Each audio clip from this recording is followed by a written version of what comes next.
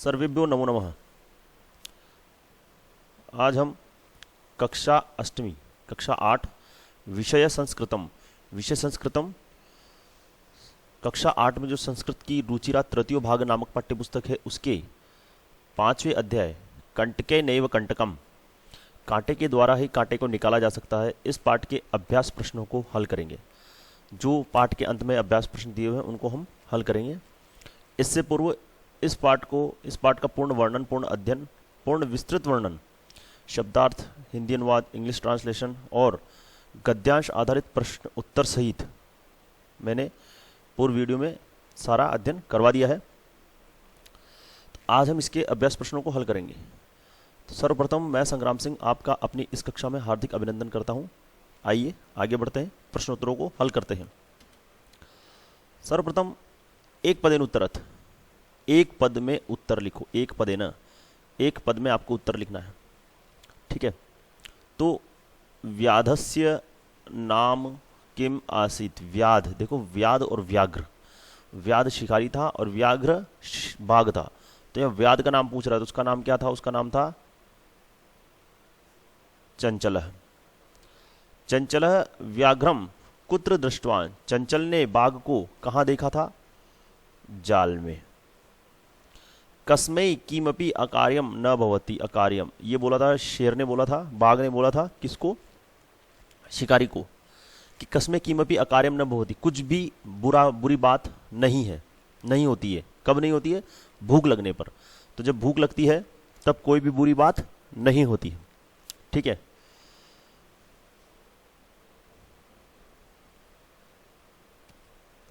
तो उसके लिए क्या शब्द प्रयोग में लिया गया है? शुद्धार्थाय, मतलब भूख के लिए कुछ भी बुरी बात नहीं होती है। बदरी गुलमानाम पृष्ठे, बेर की झाड़ियों के पीछे का नीलिना, कौन छिपी हुई थी? तो कौन छिपी हुई थी? लोमशिका, लोमड़ी। सर्व किम समीहते, सब लोग क्या चाहते हैं? तो सर्वम, सर्व स्वार्थ, सभी लोग क्या चाहते हैं? स्वार्थम समीहते। निसहायो व्याध किम आयाचत, अब देखो यह व्याध लिखा हुआ, यहां पर व्याघ्र है। व्याध मतलब शिकारी होता है। कि असहाय होकर, बिना हेल्प वाला होकर शेर ने, बाघ ने क्या मांगा? तो क्या मांगा? प्राणों की भिक्षा, प्राण भिक्षाम, उसके प्राणों की भिक्षा उसने मांगी कि मुझे प्राणों की भीख दे दो, मुझे बचा लो, ठीक है। तो यहां पर इसके सारे उत्तर है। चंचल, जाले, शुद्धार्थाय, लोमशिका, स्वार्थम, प्राण भिक्षाम, ठीक है।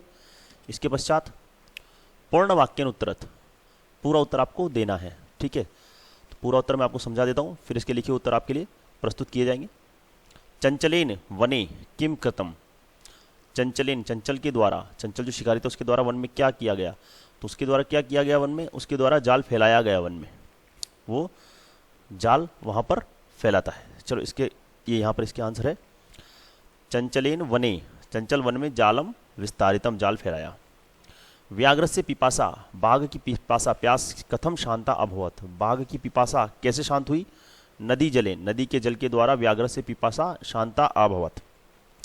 जलम पित्वा व्याघ्र किम अवदत, जल पीकर बाघ ने क्या बोला? तो जल पीकर बाघ ने बोला था कि मेरी प्यास शांत हो गई है, अब मुझे भूख लगी और मैं तुमको खाऊंगा। तो जलम पित्वा व्याघ्र अवदत शांता में पिपासा, सांप्रतम बुभुक्षितो अस्मि इदानीम अहम त्वाम खादिष्यामि।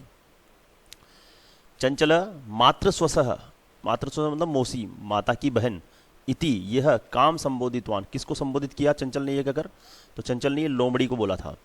तो चंचल मात्र स्वसह इति लोमशिकाम संबोधितवान। जाले पुनः बद्धम दृष्ट्वा व्याघ्रम दृष्ट्वा व्याध किम अकरोत्, जाले, जाल में फिर से बंधे हुए बाघ को देखकर शिकारी ने क्या किया? तो जाल में फिर से बंधे हुए बाघ को देखकर शिकारी ने प्रसन्न होकर घर आ गया। जाले पुनः बद्धम दृष्ट्वा व्याघ्रम दृष्ट्वा व्याध प्रसन्नो भूत्वा घ्रम प्रत्यावर्तत, प्रत्यावर्तन तो घर आ गया, ठीक है। अगला प्रश्न देखते हैं। अधोलिखितानि वाक्यानि, ये जो वाक्य लिखे हुए हैं इनमें कह का मतलब कौन? कम काम किसको प्रतिकथयति, कौन किसको ये वाक्य कह रहा है। देखो क होता है पुल्लिंग कौन और का होता है स्त्रीलिंग कौन। कम होता है पुल्लिंग किसको और काम होता है स्त्रीलिंग किसको। तो ये वाक्य किसने किसको कहे, अब कहने वाला स्त्रीलिंग भी हो सकता है पुल्लिंग भी हो सकता है, किसको कहे वो भी स्त्रीलिंग भी हो सकता है पुल्लिंग भी हो सकता है। ठीक है, जैसे यहाँ पर उदाहरण लिखा हुआ है इदानीम, इस समय अहम त्वाम खादिष्यामि, इस समय मैं तुमको खाऊंगा। तो ये सेंटेंस किसने बोला था, ये बोला था व्याघ्र बाघ ने। किसको बोला था, व्याधम शिकारी को। ठीक है, इसके उत्तर मैं नीचे लिखूंगा कल्याण भवतु ते, कल्याणम भवतु ते, तुम्हारा कल्याण हो, आपका कल्याण हो।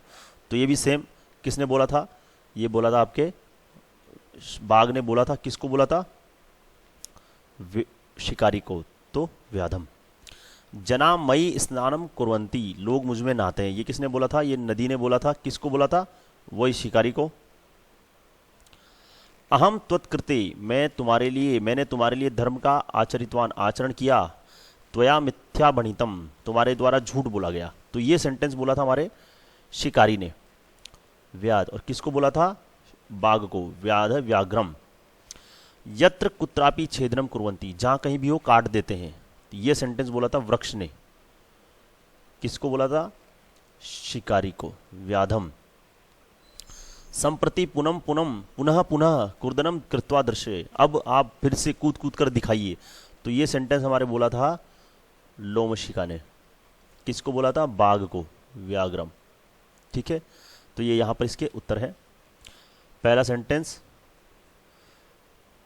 बाघ ने बोला था शिकारी को, दूसरा सेंटेंस नदी ने बोला था शिकारी को, तीसरा सेंटेंस शिकारी ने बोला था शेर को, बाघ को, चौथा सेंटेंस वृक्ष ने बोला था शिकारी को, और पांचवा सेंटेंस लोमड़ी ने बोला था बाघ को। ठीक है,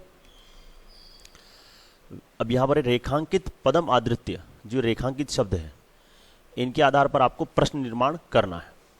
ठीक है, तो व्याध शिकारी ने, व्याघ्रम शेर को जालात बही, जाल से बाहर निकाल दिया। तो यहां पर क्या, जालात, जालात की जगह हो जाएगा कस्मात, किससे, कस्मात का मतलब किससे। देखो जालात कस्मात, ग्रामात कस्मात, ग्रहात कस्मात, पर्वतात कस्मात, हिमालयात कस्मात। ठीक है, चंचल, चंचल वृक्षम उपगम्य, चंचल ने वृक्ष के पास जाकर बोला। तो वृक्षम, वृक्ष के उपगम्य पास जाकर पूछा। तो वृक्षम, तो वृक्षम की जगह हो जाएगा कम। ठीक है, ग्रहम कम, वृक्षम क्रम, ग्रामम कम। ठीक है, व्याघ्र लोमशिकाये, बाघ ने लोमड़ी को। निकिलाम कथाम न्यवदत न्यवेदियत, बाघ ने लोमड़ी को सारी कथा कह दी, निवेदन किया। ठीक है, तो लोमशिकाये, यहां पर लोमशिकाये, रमाये, चतुर्थी विभक्ति एक वचन है। कौन सा है, लोमशिकाय में स्त्रीलिंग चतुर्थी विभक्ति एक वचन है। तो जो किम शब्द का चतुर्थी विभक्ति एक वचन आप लोगे तो वहां पर होगा स्त्रीलिंग में कस्य, ये स्त्रीलिंग है, लोमड़ी का क्या है, स्त्रीलिंग। तो क्या होगा यहाँ पे, कस्य। तो प्रश्न आपके बनेगा व्याघ्र कस्य निखिलाम कथाम न्यवेदयत। ठीक है, मानवा वृक्षाणाम, देखो वृक्षाणाम आ गया तो यहां पर क्या हो जाएगा आपके केशाम, वृक्षाणाम ग्रामाणाम रामाणाम श्यामाणाम। ठीक है, व्याघ्र नद्या, ठीक है, नद्या आ गया तो यहां पर क्या हो जाएगा, कस्या। कैसे होगा, बाघ ने नदी के जल से व्याधस्य पिपाशा शमयत, यहां पर गलत है, यहां पर होगा व्याध। व्याध ने, शिकारी ने नदी के जल से व्याघ्रस्य, शेर की, बाघ की पिपाशा को शांत किया। ठीक है, तो नदी के, तो किसके, अब ये स्त्रीलिंग, नदी का स्त्रीलिंग है तो किसके, तो कस्या। अगर पुरलिंग होता तो आता कस्य, परंतु यहां पर क्या है, स्त्रीलिंग षष्ठी विभक्ति एक वचन है तो यहां पर आएगा कस्या। ठीक है, यहां पर, ये यहां पर थोड़ा गलत है,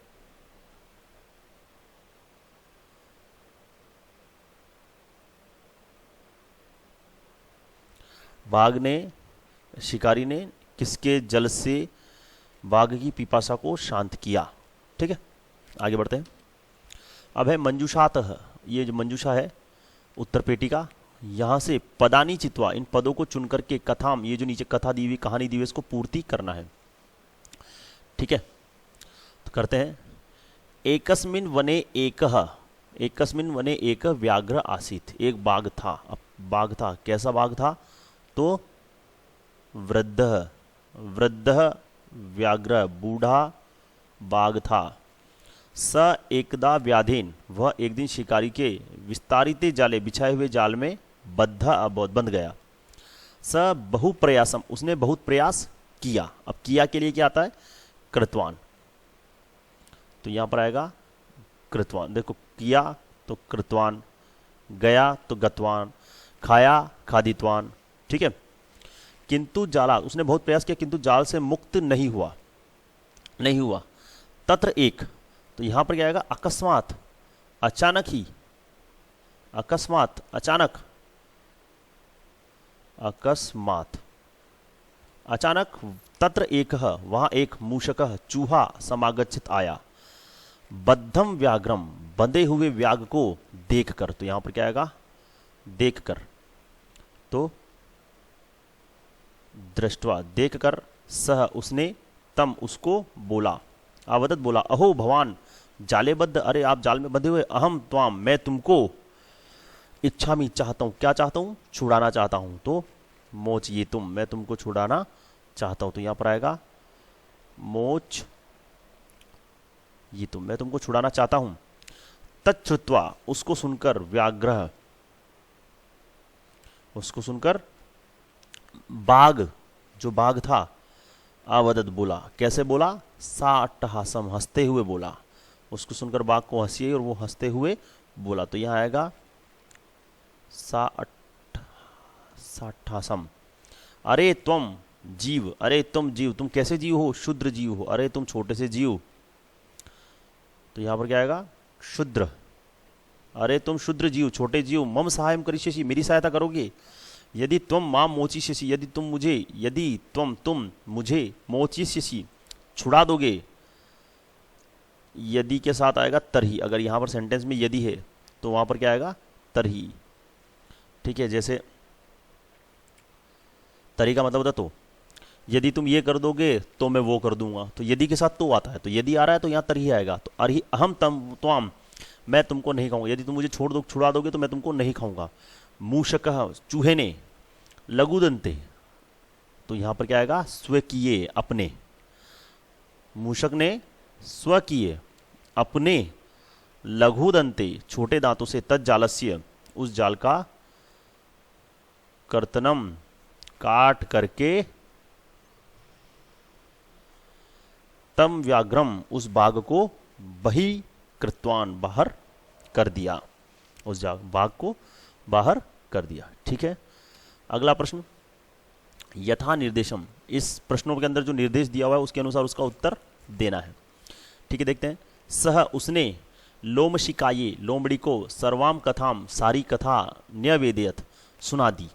उसने लोमड़ी को सारी कथा सुना दी। अस्मिन वाक्य, इस वाक्य में, ये जो वाक्य है इसमें विशेषण पदम, विशेषण पदम मतलब विशेषता बताने वाला शब्द कौन सा है? तो देखिए यहां पर कथा जो है उसकी विशेषता बताई जा रही है कि सारी कथा। तो कथा का विशेषण क्या हुआ? सर्वाम, और कोई विशेषण यहां है नहीं। उसने लोमड़ी को सारी कथा, तो ये दो ही शब्द है, विशेषण और विशेष्य। तो इसका उत्तर होगा आपके सर्वाम। ठीक है। अहम त्वत्कृति, मैंने तुम्हारे लिए धर्म का आचरितवान आचरण किया। यह सेंटेंस किसने बोला? मैंने तुम्हारे लिए धर्म का आचरण किया। यह सेंटेंस बोला शिकारी ने शेर को। तो अहम, अत्र अहम, यहां पर जो ये अहम है, ये अहम है।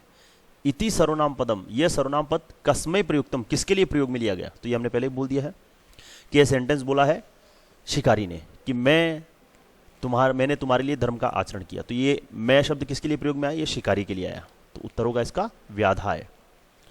सर्व स्वार्थम समीहति, सब स्वार्थ चाहते हैं। अस्मिन वाक्य, इस वाक्य में कर्तृपदम, कर्तृपदम का मतलब तो कर्ता कौन है, सब्जेक्ट कौन है? तो सब स्वार्थ चाहते हैं। तो कर्ता कौन हुआ आपके? सब, क्योंकि सब करता है, क्रिया को करने वाले कौन है? सब। तो इसका उत्तर होगा सर्व। सा सहसा, उसने अचानक, वह अचानक चंचलम उपसृत्य, चंचल के पास जाकर कथयति, कहती है। वह अचानक चंचल के पास जाकर कहती है। वाक्यात, इस वाक्य से एकम अव्यय पदम, अव्यय पद आपको चुनकर लिखना है। तो इसमें देखो सा तो सब्जेक्ट है, सा परिवर्तन होता है, अगर स्त्रीलिंग है तो सा होगा, पुल्लिंग है तो स होगा, ठीक है। तो यहाँ पर अव्यय क्या होगा, सहसा, ये किसी भी परिस्थिति में परिवर्तित नहीं होता है, ठीक है। तो इसमें अव्यय क्या है आपके, सहसा, ठीक है। का वार्ता माम अपि विज्ञापये, ये कौन बोला, ये लोमड़ी बोली थी, किसको, उसको, शिकारी को। तो का वार्ता, क्या बात है, माम अपि, मुझे भी, विज्ञापय, बताओ, मुझे भी बताओ। अस्मिन वाक्य क्रियापदम की, इस वाक्य में क्रिया कौन सी है, पहले तो क्रिया ढूंढो। तो क्या बात है, मुझे भी बताओ, तो क्रिया क्या हो गई, बताना, विज्ञापय। तो यहाँ पर क्रिया क्या है, विज्ञापय।